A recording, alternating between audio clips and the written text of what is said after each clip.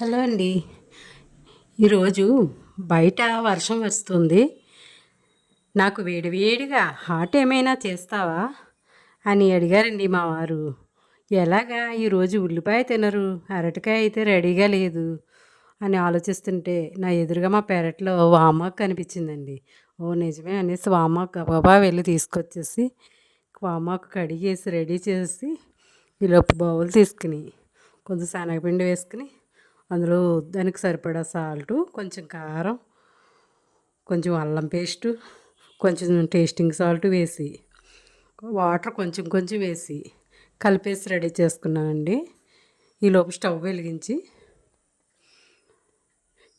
Stove పైన పాత్ర పెట్టి అందులో బజ్జీ వామాకు మనం రెడీ చేసుకున్న పిండిలో నుంచి ఒక్కొక్కటి బజ్జీ వేస్తానండి. స్టవ్ మట్టుకు మీడియం ఫ్లేమ్లోనే పెట్టానండి, స్పీడ్గా పెట్టకూడదు. అది వేగుతూ ఉంది. మీకు ఒక విషయం చెప్పానండి, మనం ఏదైనా పిండి వంట చేసినప్పుడు అది బాగుంది అన్నప్పుడు బాగుంది అని చెప్పాలి. అది ఏదైనా కొంచెం ఉప్పు ఎక్కువైనా కారం ఎక్కువైనా నీకు రాదు, నీకు అసలు ఏమీ వండడం రాదు అని మాట్లాడేస్తారు. అది బాగుంది అన్నప్పుడు ఈ బాగుంది, చాలా బాగుంది ఈరోజు అని చెప్తే మనకు సరిపోతుంది కదా. మనం తినక్కర్లేదు కూడా, కడుపు నిండిపోతుంది. అది ఒక్కటి నేర్చుకుంటే మనకు సరిపోతుంది కదండి. మన మగవాళ్ళు ఏమైనా అడిగితే మనకి చాలా సంతోషంగా ఏదైనా చేసేయాలనుకుంటాం కదా. అది అలా కొంచెం అర్థం చేసుకుంటే బాగుంటుందండి.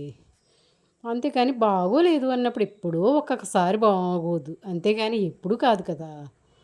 సరేనండి, ఈలోపు మనకి బజ్జీలు అయితే రెడీ అయిపోయినాయి కదా. బజ్జీలు మటుకు చాలా బాగున్నాయండి, చాలా బాగా కుదిరినాయి. ఈ బజ్జీలు చాలా మంచిదండి, వామాకు చాలా ఆరోగ్యం. సరే, ఈ బజ్జీలు నచ్చితే మీరు కూడా ట్రై చేసేయండి. సరే, నా వీడియో నచ్చితే లైక్ చేయండి, షేర్ చేయండి, సబ్స్క్రైబ్ చేయండి. బాయ్ అండి.